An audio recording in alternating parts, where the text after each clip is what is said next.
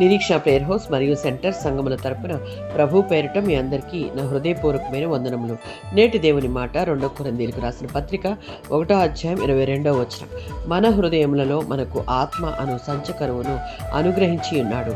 కొరింథీ సంఘములో కొందరు పౌలును విమర్శిస్తూ అతను తన ప్రయాణ ప్రణాళికలను మార్చుకున్నందుకు విశ్వసనీయుడు కాదని అన్నారు. దానికి సమాధానంగా పౌలు దేవుని విశ్వాస్యతను చూపిస్తూ దేవుడు విశ్వాసులను క్రీస్తులో స్థిరపరిచి వారిపై తన సొంత ముద్ర వేసి పరిశుద్ధాత్మను అనుగ్రహంగా ఇచ్చాడని బోధిస్తున్నటువంటి సందర్భంలోనిది.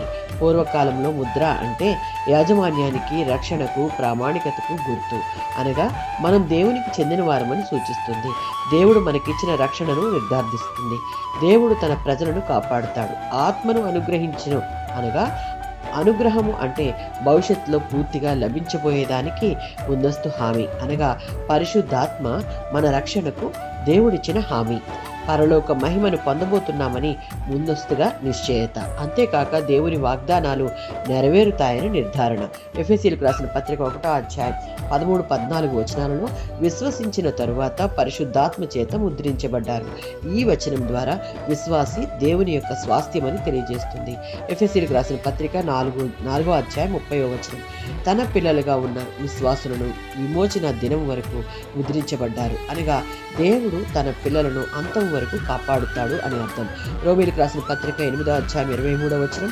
యోహాను సువార్త 14వ అధ్యాయం 16-17 ప్రకారం పరిశుద్ధాత్మ నిత్యము మీతో ఉండను. అనగా దేవుడు తన ప్రజలను ఎన్నడూ విడిచిపెట్టడు. కనుక రక్షణ పొందిన వారు ధైర్యంగా నిలబడాలి. పరిస్థితులు మారినా దేవుని వాగ్దానాలు మారవు.